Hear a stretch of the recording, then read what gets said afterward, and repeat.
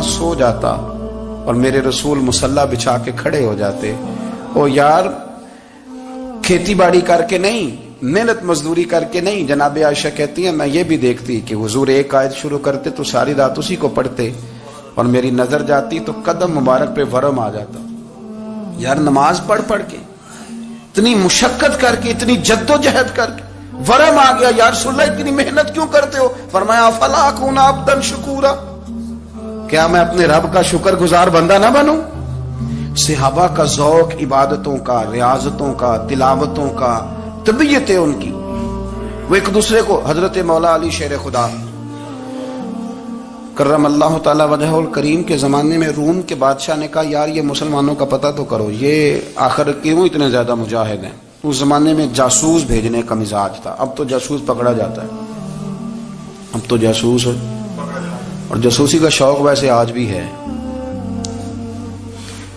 عرض کروں تھوڑی سی بات اس عنوان سے. پتہ کیا ہمارا مسئلہ ہے, ہم جہاں جاتے ہیں نا وہاں تھوڑی خوشبو سونگنے کی کوشش کرتے ہیں. وہ کیا ہے تو یہ کیا ہے تو ادھر کیا ہے تو تھوڑا سا ادھر کیا ہے. میرے رسول پاک پڑھیے درود شریف, سارے پڑھیے ذرا زور سے, صلی اللہ تعالی. نبی پاک علیہ السلام نے فرمایا جاسوسی نہ کرنا ورنہ تم بندوں کو خراب کر دو, اور فرمایا اس طرح نہ ہو کہ تم کسی کے آپ کھول نہ نکلو تو تمہارے پہلے کھول جائیں. یہ جو ذوق ہے نا یہ ختم کریں, چھوڑیں. مطلب آپ کس چکر میں پڑے ہوئے ہیں, اتنی زیادہ توجہ کرنے کی کیا ضرورت ہے. کام سے کام رکھیں, اس میں بندہ تھوڑا سا نا آسان رہتا ہے. یہ جو بہت زیادہ ٹٹولنے والے لوگ ہوتے ہیں نا وہ بےچارے پھر عمر ٹٹولتے ہی گزار دیتے ہیں, اس لیے کہ مزاج ہی بہت پکا ہے. بوری کا منہ کھول کے اندر تک ہاتھ ڈالنا, تو پھر کئی دفعہ سامنے سے بچھو بھی لڑ جاتا ہے, خرابی ہوتی. تو جاسوسی کی جاتی تھی. اس نے بھی جاسوس بھیجے کیونکہ قبیلوں کے لوگ تھے, کچھ مسلم کچھ کافر, پہچانے نہیں جاتے تھے لوگ. تو کچھ لوگ اس نے بھیجے, انہوں نے آ کے نا تحقیق کی, ریسرچ کری کہ آخر ماجرا کیا ہے. تو واپس جا کے انہوں نے رپورٹ دی نا روم کے بادشاہ کو. اس رپورٹ کا ایک جملہ بڑا شاندار ہے. وہ کہنے لگا بادشاہ ہمیں مسلمانوں کی کوئی سمجھ نہیں آئی,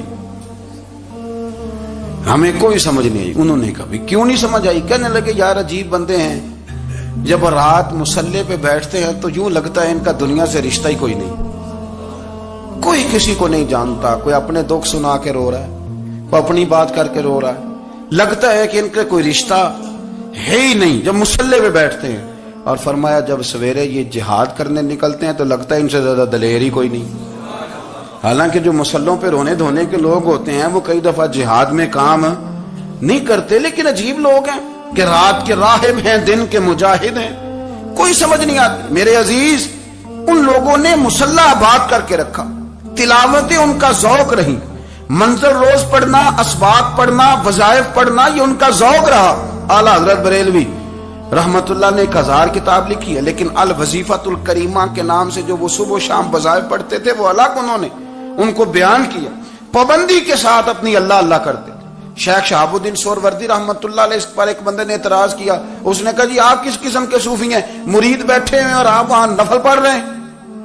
یہ بھی بڑا مسئلہ ہوتا ہے نا, جو بندہ ملنے آتا ہے وہ اپنے ٹائم کے حساب سے آتا ہے, اور پھر اس کا یہ بھی خیال ہوتا ہے کہ پیر صاحب جو ہیں وہ چونکہ درویش ہیں تو نہ انہیں روٹی کھانی چاہیے نہ سونا چاہیے, چونکہ وہ درویش ہیں, اور ہم چونکہ درویشوں کے ماننے والے ہیں لہذا ہمارا یہ طریقہ ہونا چاہیے کہ جیسے ہم کہیں درویش ویسے ہی کر جائے. حالانکہ جس کو آپ درویش کہیں گے آپ اس کی مانیں گے, آپ منوائیں گے نہیں, ہمارا مزاج ہوتا ہے. شیخ شہاب الدین پر لوگوں نے اعتراض کی, حضور لوگ ملنے آئے ہیں, زیارت کرنے آئے ہیں, یہ بندے دعا کرانے آئے ہیں, اللہ اللہ کرانے آئے, اور آپ نفل پڑھ رہے ہیں. کیا جملہ ہے, کیا حسن ہے, کیا خوبصورتی ہے. فرمانے لگے رب رسول سے مانگنے کے لیے مصلی بچھایا ہے, اگر وہاں سے مانگوں گا نہیں تو تمہیں دوں گا کیا, پہلے مجھے کچھ لے تو لینے دو, اگر میرے پلے کچھ ہے ہوگی تو آگے دوں گا نا. تو میں مانگنے گیا تھا کہ یا اللہ دے, تیرے بندے لینے آئے دے, تو میں کچھ لوں گا تو آگے دوں گا نا. لیکن ہمارا یہ سٹیٹس, یہ مزاج, یہ شعور نہیں ہے. گپیں, کہانیاں, داستانیں, گفتگو, خطابت, واز, کیا بات. لیکن اگر کچھ کرنے کا کام ہو تو وہ نہیں ہم سے ہوتا. میرے نبی کریم علیہ الصلوۃ والسلام نے مصلی سے دل لگانے کا درس دیا, حضور نے توجہ دلائی. صحابہ اس ذوق کے حامل لوگ تھے, وہ کوشش کرتے تھے. جناب صدیق اکبر رضی اللہ تعالیٰ عنہ کا عبادت کا مزاج ہمیشہ قائم رہا. حضرت عمر فاروق ساری رات اللہ کے حضور کھڑے رہے. حضرت عثمان غنی رضی اللہ تعالیٰ عنہ عشاء کی نماز پڑھ کے 2 رکعتوں کی نیت باندھتے تھے. 15 سپارے پہلی رکعت میں پڑھ دیتے تھے اور 15 سپارے قرآن مجید کے دوسری رکعت میں پڑھ دیتے. آپ نے نا حضرت عمر فاروق کے وصال کے بعد ان کی ایک بیوہ سے نکاح کیا. حضرت عثمان غنی نے نکاح کیا. وہ خاتون آپ کے نکاح میں آئیں تو عرض کرنے لگی امیر المومنین میرے لیے اعزاز تو بہت ہے کہ میں امیر المومنین کی بیوہ تھی تو امیر المومنین کی منکوحہ ہو گئی ہوں، لیکن حضور نہ تو میں جوان ہوں کہ میرے اندر رغبت ہوتی اور نہ میں اب اس قابل ہوں کہ کوئی خدمت کر سکوں، میرے ساتھ نکاح کی وجہ کیا بنی؟ تو عثمان غنی رو پڑے. فرمانے لگے میں نے عمر فاروق کو مسجد میں دیکھا ہے، عدل کرتے دیکھا ہے، انصاف کرتے دیکھا ہے، امت کی خیر خواہی کرتے دیکھا. تمہارے ساتھ نکاح اس لیے کیا ہے کہ تم مجھے یہ بتاؤ کہ عمر فاروق گھر کے اندر اپنے رب کو کیسے راضی کرتے تھے، گھر کے اندر کیسے راضی کرتے تھے، وہ طریقے بتلاؤ، تم بتاتی جانا اور میں بھی اسی طرح گھر میں عبادت کروں. میرے رسول کریم علیہ الصلوۃ والسلام نے ارشاد فرمایا، حضور فرمانے لگے جس گھر میں اللہ کا ذکر ہوتا ہے وہ گھر زندوں کا ہے، اور جس گھر میں رب کریم کا ذکر نہیں ہوتا وہ گھر زندوں کا نہیں ہے. گھر نا ہم نا کتابوں میں پڑھتے ہیں کہ ایک بزرگ کہتے ہیں، حضرت فضیل بن ایاز کہتے ہیں کہ میں ایک گلی سے گزر رہا تھا تو گھر کے اندر کسی قاری صاحب نے قرآن کی آیت پڑھ دی ولی من خاف مقام ربہ جنتان. میں تے میرے کانوں سے ٹکرائی تو اللہ نے میری کایا ہی پلٹ دی، میں توبہ کر گیا. اب گھر کے اندر سے آواز آئے تو صحیح نہ تلاوت کی، پر اندر سے آواز آتی نہیں، یا ڈیک بجنے کی آواز آتی ہے، یا ٹی وی چلنے کی آواز آتی ہے، یا دھوم مچانے کی آواز آتی ہے. عبادت کا وہ جو خاص شوق تھا، وہ جو حسن تھا، وہ جو توانائی تھی، وہ جو بات تھی. ایک جگہ پہ ہم بیٹھے تھے تو وہاں ایک صاحب آئے اور انہوں نے آتے ہی کہا کہ مہربانی کریں ذرا مجھے مصلی دے دیں، میرے نہ کچھ نفل رہ گئے. تو میں نے وضو کر لیا تو کوئی مصلی مل جائے. مصلی انہیں دے دیا گیا، وہ مصلی لے کے چلے گئے تو پیچھے ایک صاحب نے تبصرہ کیا، کہنے نے کتنا ریاکار بندہ ہے، لوگوں کو دکھا رہا ہے کہ میں نفل پڑھتا ہوں، ہے کوئی بات کرنے والی. میں نے اسے کہا، میں نے کہا تو مہربانی کرنا اس طرح کی ریاکاری تو بھی کر، پکڑ مصلی اور جا تو بھی تھوڑی ریاکاری کر کے آ، اٹھ ذرا شکر کر. کوئی یہ ریاکار بھی ملا ہے، کوئی نفل پڑھ کے ریاکاری کر رہا ہے. اللہ کا میں کہتا ہوں کو پڑھے تو صحیح نہیں، یہ کوئی دور ہے نفل پڑھنے کا؟ اس میں تو لوگوں کا مزاج ہی نہیں، طبیعت ہی نہیں. میں نے کہا چل مہربانی کر یہ لے مصلی اور تو بھی جا تھوڑی سی ریاکاری کرو تو صحیح نا. مزاج ہی نہیں، ذوق. جمعے کی نماز پڑھ کے یوں دنیا بھاگتی ہے، او ہو پتہ نہیں کون سی پیچھے آگ تھی جو بجھائی جائے گی. اور آج تک لوگ مسئلہ پوچھ رہے ہیں کہ جمعے کی بعد والی سنتیں کتنی ہوتی ہیں. میں نے کہا کتنے سال ہو گئے جمعہ پڑھتے، کتنے سال ہو گئے، ابھی تک سنتوں کا نہیں پتا، ابھی تک نہیں علم کے پہلے کتنی رکھتے ہیں اور بعد میں کتنی رکھتے ہیں. فجر کی سنتیں کب پڑھنی چاہیے، سنو فجر کی سنتوں کے بارے میں. میرے رسول کریم سید عالم صلی اللہ تعالی علیہ وسلم سے ایک صحابی نے پوچھا تھا، حضور میری فجر کی سنتیں رہ گئیں یا رہ جاتی ہیں تو حکم کیا ہے؟ کیا انداز ہے حضور کا. بخاری مسلم کے لفظ سنو. حضور سید عالم صلی اللہ علیہ وسلم فرمانے لگے، اس نے کیا پوچھا تھا، حضور جواب کیا دیتے ہیں؟ فرمایا فجر کی سنتیں کبھی نہ چھوڑنا، فجر کی پہلی 2 سنتیں کبھی نہ چھوڑنا. یا رسول اللہ صلی اللہ تعالی علیہ وسلم میری رہ گئی ہیں، رہ جاتی ہیں. فرمایا فجر کی 2 سنتیں نہ چھوڑنا. فرمایا فجر کی پہلی 2 سنتیں مجھے دنیا اور دنیا کے اندر جو کچھ ہے وہ سب سے زیادہ پیاری ہے. فجر کی 2 سنتیں دنیا اور دنیا میں جو کچھ ہے مجھے وہ سب سے زیادہ پیاری ہیں، اس لیے فجر کی سنتیں نہ چھوڑنا. اپنا ذوق، اپنی طبیعت، ہم نے نا ذوق غلط بنا لیا ہے.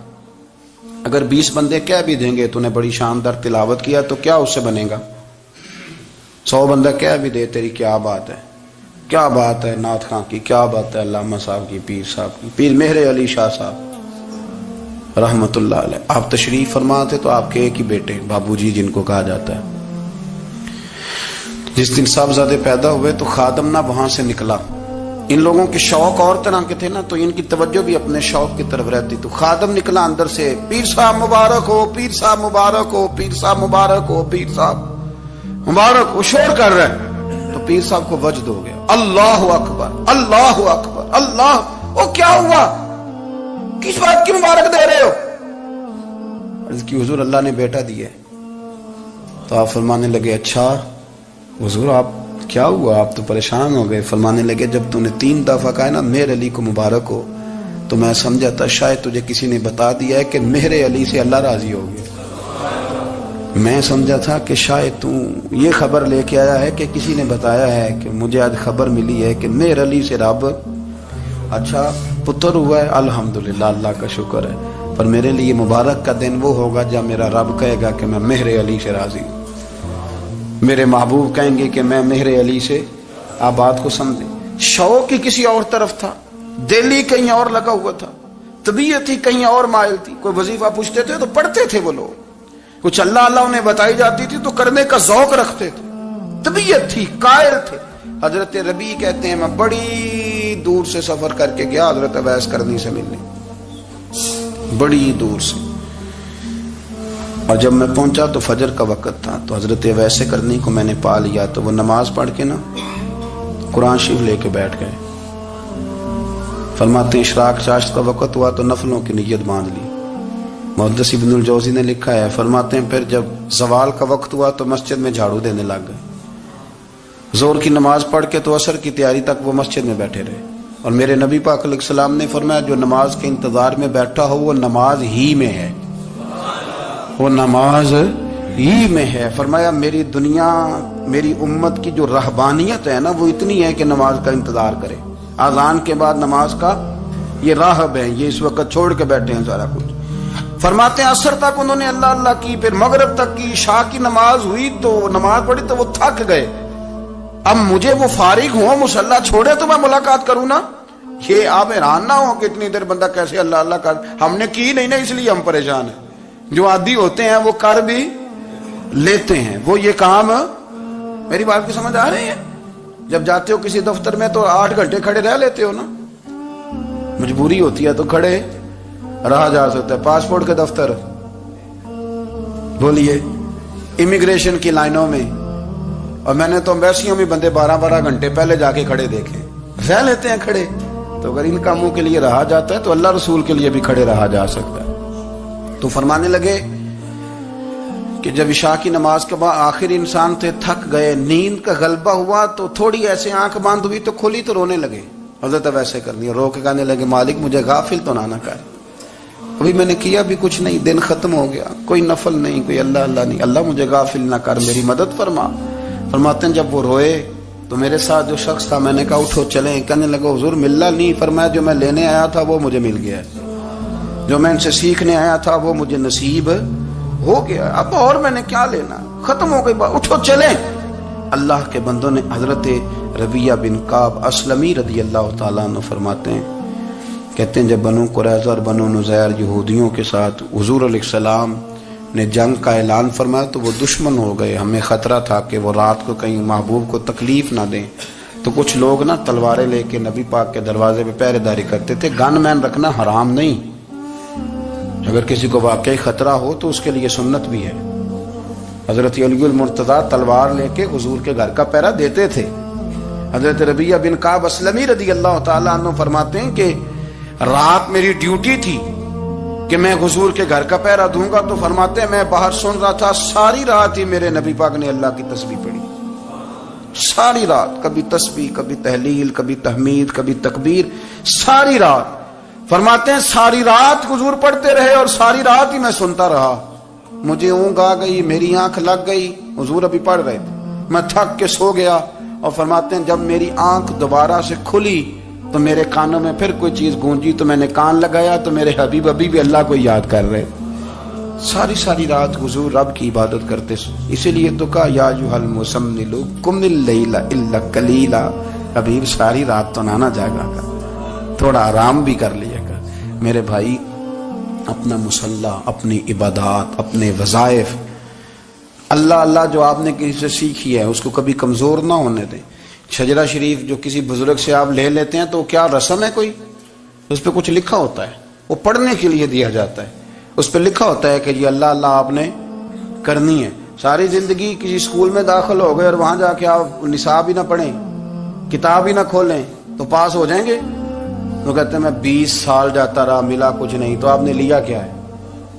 ایک اتنی سی کتاب تھی, اس کو تو کھول کے آپ دیکھ نہیں سکے, اس کے وظائف تک تو رسائی نہ ہوئی, اس لیے کہ اللہ اللہ کرنا مشکل ہے اور تصویر کھنچانا یہ آسان کام ہے. تو جو آسان ہے اس طرف ہماری توجہ لگی رہتی ہے اور جو مشکل ہے اس طرف ہم ذوق پیدا نہیں کرتے. یا ایھا الناس اعبدوا ربکم, کسی کو شریک نہ بناؤ, وانتم تعلمون, اور تم جانتے بھی ہو, تمہیں خبر بھی, تمہیں پتہ ہے کہ عبادت اللہ کی کرنی چاہیے, تمہیں پتہ ہے کہ نماز پڑھنی چاہیے, تم جانتے ہو کہ نوافل ادا کرنے چاہیے, تمہیں پتہ ہے کہ سجدے آنکھیں بند کر کے جھوٹ کی زندگی جی کے اپنے ساتھ بددیانتی کر کے دھوکہ دے کے اپنے آپ کو دائیں بائیں اپنے آپ کو کہیں مصروف رکھ کے کچھ وقت ضائع تو کر لیتے ہو, پر تمہیں پتہ تو ہے نا کہ عبادت اللہ کی کرنی, تمہیں اس کی خبر ہے. فرمایا اس رب کی, دیکھیں نا انسان پر اگر کوئی شخص نیکی کر دیتا ہے, احسان کر دیتا ہے, تو انسان اس کے سامنے پھر گردن نہیں اٹھا سکتا, یار یہ میرے مشکل وقت کا دوست ہے, اس نے میرے ساتھ نیکی کی ہے, کبھی بھی گردن نہیں اٹھائے گا, جھکا کے رکھے گا. تو اگر عام کوئی نیکی کر دے تو اس کے سامنے انسان کبھی گردن نہیں اٹھاتا, تو جو رب ساری نعمتیں عطا فرمائے, جو کہے کہ تیری تخلیق میں نے کی, تجھ سے پہلوں کو بھی پیدا میں نے کیا, تیرے لیے زمین کا بچھونا بھی میں نے بچھایا, آسمان کی چھت بھی میں نے لگائی, تیرے لیے زمین سے ساری اناج کو, پھل کو, کھیتیوں کو نکالا بھی تیرے لیے, اب تو اس طرح کر کہ تو میری عبادت کر, تو میری بارگاہ میں جھک جا. بہت سارے نشے لوگوں کو لگے ہوئے ہوتے ہیں, ہر آدمی کوئی نہ کوئی نشہ کرتا ہے, کوئی دولت کا کرتا ہے, کوئی شہرت کا کرتا ہے, کوئی اپنی تعریف کا نشہ کرتا ہے, 2-4 لوگوں سے تعریف سن کے مطمئن ہو جاتا ہے. ناراض تو نہیں ہوگی اس جملے سے آپ؟ کرتے ہیں لوگ دولت کا نشہ بھی. یہ جب نقصان ہوتا ہے تو بندے بیمار نہیں ہو جاتے, پیسے ڈوب جاتے ہیں تو لوگ بیمار نہیں ہو جاتے, تو اس کا مطلب یہ ہوتا ہے کہ نشہ ٹوٹ گیا ہے. اب بہک ہوئے ہیں نا تھوڑے سے تو کانپتے ہیں, تڑپتے ہیں, پریشان. نشہ ہی اسی طرح ہی کرتا ہے نا, نہیں ملتا تو پریشان ہوتا ہے. یہ سارے نشے ہیں, مختلف قسم کا نشہ. ہم مانتے نہیں اس بات کو, تسلیم نہیں کرتے, کیونکہ تسلیم کرنا بڑا مشکل کام ہے. اس کے لیے تو بڑی ساری چیزیں جو ہے وہ دبوچ کے اور بڑی سارے رستے پھلانگ کے آنا پڑتا ہے, تو بڑا مشکل ہے ماننا, ورنہ کرتے ہیں ہم. ہمارا مزاج ہے. یہ گھومنے پھرنے کا, دنیا دیکھنے کا بھی ایک نشہ ہے, یہ بہت ساری باتیں کرنے کا بھی ایک نشہ ہے, گپ شپ کا بھی ایک نشہ ہے. 2-4 لوگوں کی جب تک پگڑیاں نہ کھول لیں, بعض لوگوں کو نیند نہیں آتی. یہ غیبت کا, چغلی کا, بددیانتی کا, یہ بھی ایک نشہ ہے. اس پر ملا رومی رحمت اللہ نے بڑا کلام لکھا ہے. وہ کہتے ہیں مانگ کے کھانے کا بھی نشہ ہے, مانگ کے کھانے کا بھی نشہ ہے. وہ کہتے ہیں کہ ایک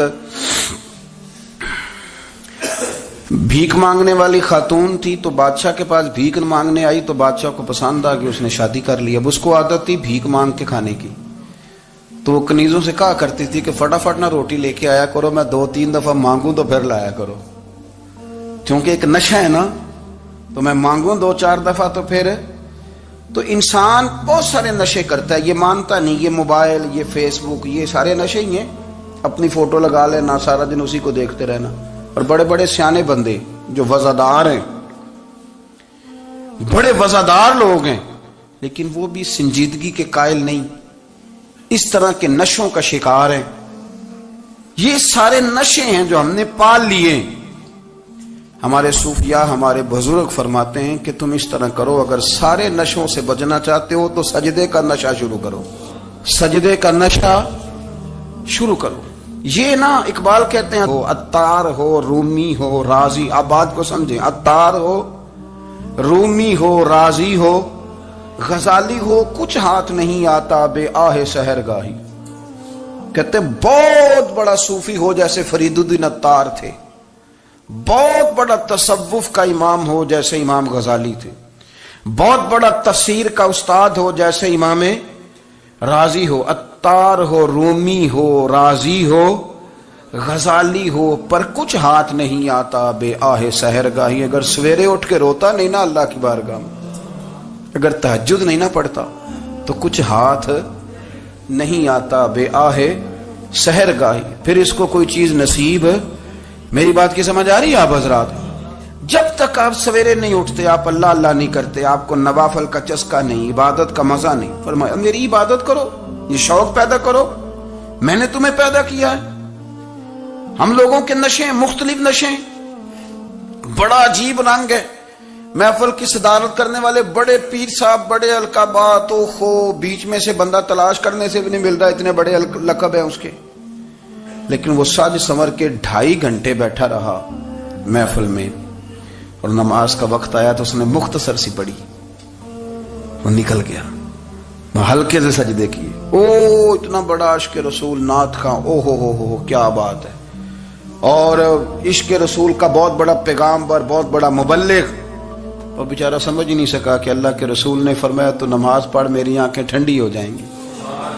تو یہ نشے کے عادی تو ہیں پر حقیقت کے قائل نہیں ہیں. یہ بس ٹھیک ہے, خوابوں کی دنیا میں لوگ زندہ ہیں, پر جن کو یہ جو نشہ تھا نا عبادت کا, یہ میرے رسول پاک کی چاہت ہے, یہ میرے نبی کریم علیہ السلام کی. آپ دیکھیں نا حضور مہینوں جا کے غار حرا میں بیٹھتے, کیا وہاں تبلیغ کرتے تھے, کوئی کتاب لکھتے تھے؟ رسول کریم علیہ السلام مہینہ رہتے غار حرا میں, کوئی نہ مجھے دیکھے, کوئی نہ مجھے ملے. حضور یہاں کیا ہے؟ فرمایا میں اپنے رب کی عبادت کروں گا. نبی کریم علیہ السلام نے سجدوں کے ساتھ پتھروں اور پہاڑوں کو آباد کر دیا, سجدوں کے ساتھ. آپ کا سجدہ آپ کو بہت ساری چیزوں سے چھڑا لیتا ہے, یہ بہت ساری جگہوں سے جھکنے سے بچا لیتا ہے. صوفیاء اولیاء یہ کیا کرتے تھے؟ یہ سجدے کا ذوق ہی تو پیدا کرتے تھے. سجدے کا ذوق. شاہ عبد العزیز دباغ رحمت اللہ تعالی علیہ اپنے مریدوں سے فرمایا کرتے تھے کہ اگر تم پکے نمازی بن جاؤ نا, تہجد گزار ہو جاؤ, تو میرے پاس آنا جانا چھوڑ دینا. عرض کی حضور کیوں؟ فرمایا میں تمہارے اور رب رسول کے راستے میں رکاوٹ نہیں بننا چاہتا, اور میرا مقصود ہے تمہیں وہاں تک پہنچانا. جب پہنچ گئے تو پھر میری ضرورت ختم ہو گئی. ہاں کبھی وسوسہ آئے, شک پیدا ہو, تکلیف ہو تو آنا, ورنہ میں نہیں چاہتا کہ میں رکاوٹ بنا رہوں. تم اللہ اللہ کرو, اس مالک کو راضی کرو. میرے رسول پاک علیہ وسلم نے فرمایا بندہ اللہ کے سب سے قریب اس وقت ہوتا ہے جب وہ سجدے کی حالت میں ہوتا ہے. کس کے قریب ہوتا ہے؟ اللہ کے سب سے قریب ہوتا ہے. وہ بڑا نیڑے ہے رب کے, بڑا قریب ہے, اس لیے کہ وہ حالت سجدہ میں. وہ جب سجدے کرتا ہے نا, اس کی بارگاہ میں جب جھک جاتا ہے. آپ ذرا سجدے کی کیفیت دیکھیں نا, زبان بھی یہاں ہے, آنکھ بھی یہاں ہے, کان بھی, عقل بھی ساری, اس نے سارا کچھ رکھ دیا سجدے میں. آپ وہ کبھی پیچھے جائیں تو دیہاتوں میں کہا جاتا تھا ناک سے نکیریں نکالو, بہت بڑی سزا ہوتی تھی نا, ناک سے نکیریں نکالو, بڑی سزا ہوتی تھی. تو اس نے کہا مالک مجھے کسی نے کہا نہیں, پر دیکھنا میں نے رکھ دی ساری عقل سجدے میں, اور رکھ کے کہا کیا؟ سبحان ربی یا اللہ میں پست ہوں تو اعلیٰ ہے, اللہ تو میرا رب ہے اور تو سب سے اعلیٰ. اتنا. اور فرمایا جب یہ اس کیفیت میں ہوتا ہے تو پھر یہ اپنے رب کے قریب ہوتا ہے. کثرت عبادت, نوافل. ہمارے ہاں عمرے کی قرآن اندازی محفلوں پہ ہونے لگ گئی ہے, حالانکہ حدیث سے ثابت نہیں. میں دوستوں سے کہتا ہوں جائز ہے, کرنی چاہیے. عمرے کی قرآن اندازی جائز ہے, پر کسی حدیث میں نہیں آئی کہ قرآن اندازی کرو عمرہ کرو. حدیث میں قرآن اندازی یہ آئی ہے کہ نبی پاک علیہ السلام نے فرمایا تمہیں پتہ چل جائے نا پہلی صف کا ثواب کتنا ہے, تم قرآن اندازی کرو. عمرے کی قرآن اندازی کا تو پوسٹر چھپتا ہے, تو یہ والی قرآن اندازی کب ہونی ہے؟ ہونی چاہیے کہ نہیں؟ حضور نے فرمایا تمہیں پتہ چلے کہ اس کا ثواب کتنا, تو تم قرآن اندازی کرو, تم قرآن ڈالو. جب آپ نماز پڑھ رہے ہوتے ہیں, جب آپ کا مصلی آباد ہوتا ہے, صلاح الدین ایوبی ایک بزرگ سے ملاقات ہو گئی, بیت المقدس پر قبضہ تھا عیسائیوں کا, تو صلاح الدین بڑے پریشان تھے. وہ بابا جی کہنے لگے پتر کیا ہوا؟ کہنے لگے حضور پتہ چلا ہے دشمن کے 2 بحری بیڑے اسلحہ لے کے آ رہے ہیں. مسلمان پہلے ہی کمزور ہیں اور اب اگر 2 بحری بیڑے اور آ گئے تو حضور مسئلہ بن جائے گا. تو میں پریشان ہوں کہ کس طرح یہ کم مسئلے والی ہماری فوج ہے کیسے مقابلہ کرے گی. تو بابا جی کہنے لگے پتر اس طرح کرنا آج رات تو بھی دعا کرنا اور میں بھی کروں گا. تو بھی دعا کرنا, آپ ناراض نہ ہونا. ہم تو پیروں والے ہیں, ہم تو پیروں کے نوکر غلام ہیں, ہمارا تو گزارا ہی نہیں, ہمیں تو ملتا ہے سارا کچھ وہاں سے. پر میرا سوال یہ ہے کہ تعویذ لینے جاتے ہو نفل کیوں نہیں پڑھتے؟ رات اللہ اللہ کیوں نہیں کرتے؟ یہ بھی تو ہمارے بزرگوں کا ہی طریقہ ہے, انہوں نے تو ہمیں سکھایا ہے. صلاح الدین ایوبی سے بزرگوں نے کہا کہ رات آج نا اللہ اللہ کرنا تو میں تیرے لیے دعا کروں گا, تو بھی دعا کرنا. تو بندہ جب دکھی ہوتا ہے تو سجدہ کرتا ہے تو پھر ہی تو مصلی بھیگ جاتا ہے, پھر ہی تو مزہ آتا ہے. سکھی بندہ تو کعبے جا کے نہیں روتا. دکھی تھے, تکلیف تھی, تو سر رکھا سجدے میں تو تڑپ گئے.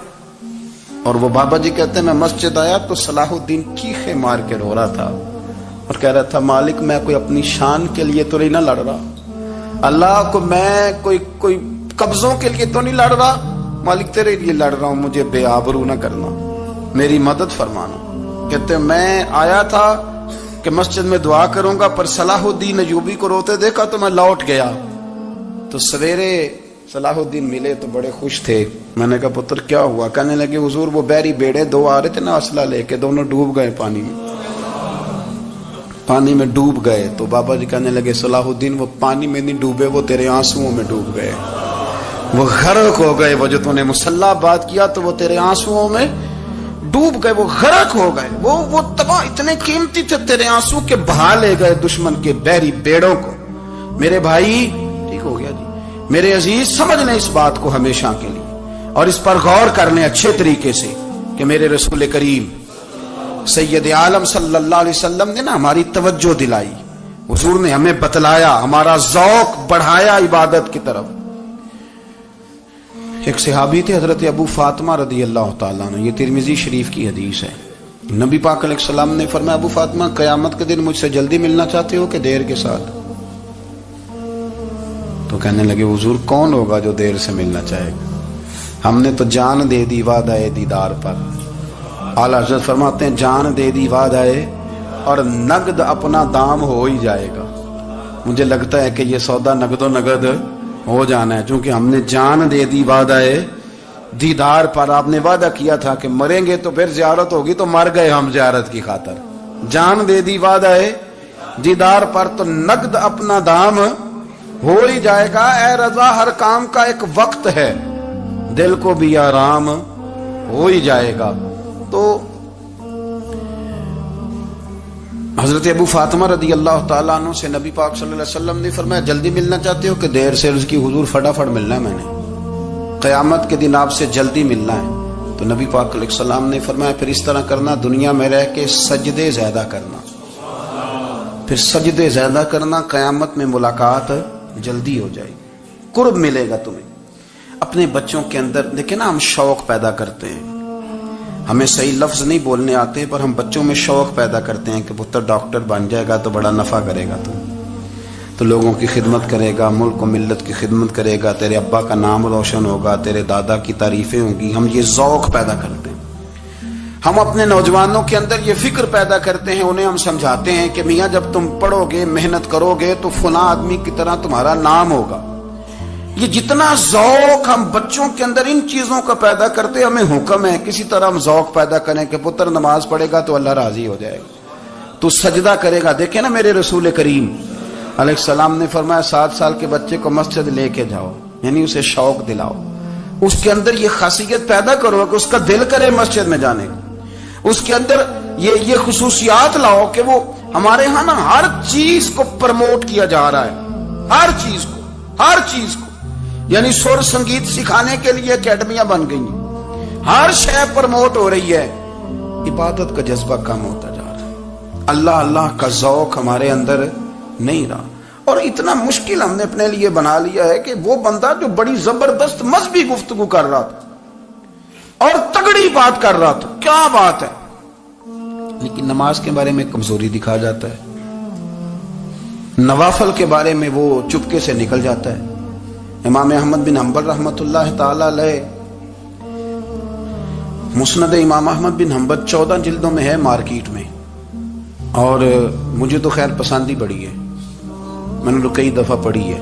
اور کیا بات ہے امام احمد بن حنبل کی، کیسے تگڑے قسم کے محدث تھے، اور اللہ نے کتنا انہیں اعزاز عطا فرمایا ہوا تھا۔ یہ کوڑے بھی کھاتے تھے دین کی خاطر، سارا کرتا لہو سے بھر بھی جایا کرتا تھا، بڑا اعزاز والا شخص تھے، بڑے اعزاز والے۔ حدیثیں جمع کرنا، حدیثیں لکھنا، حدیث پڑھانا، سارا دن رہتے تھے۔ کہہ سکتے تھے کہ میں کر تو رہا ہوں کام، اور حدیث بھی موجود ہے کہ عالم عابد سے افضل ہوتا ہے، پر اس کے باوجود امام احمد بن حنبل رحمۃ اللہ علیہ 300 نفل فرض نمازوں کے علاوہ پڑھا کرتے تھے، 300 نوافل روز پڑھا کرتے تھے۔ ان کے بیٹے نے کہا ابا جی مکان خریدنا ہے تو وہ جگہ کہاں کر کے لوں، بہت ساری آبادیاں، تو فرمایا پتر وہاں لینا جہاں مسجد قریب ہو۔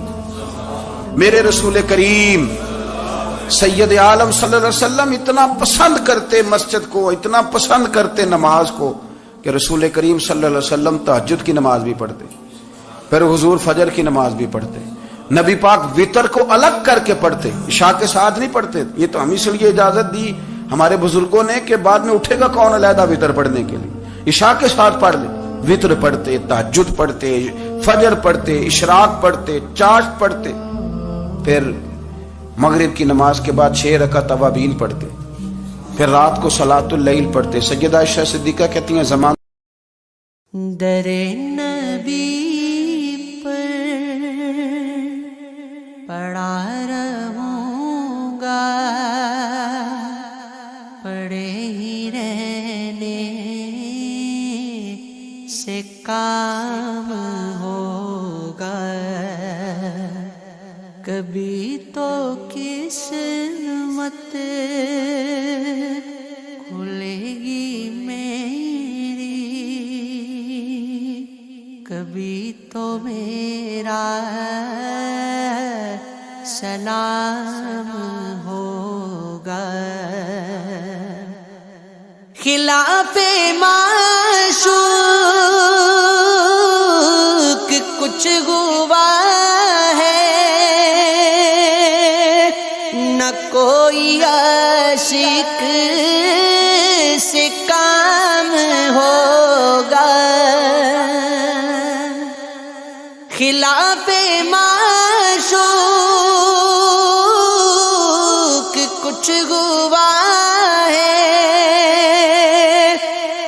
نہ کوئی عاشق سے کام ہوگا۔ خدا بھی ہوگا ادھر ہی ہے دل، جدھر وہ علی مقام ہوگا۔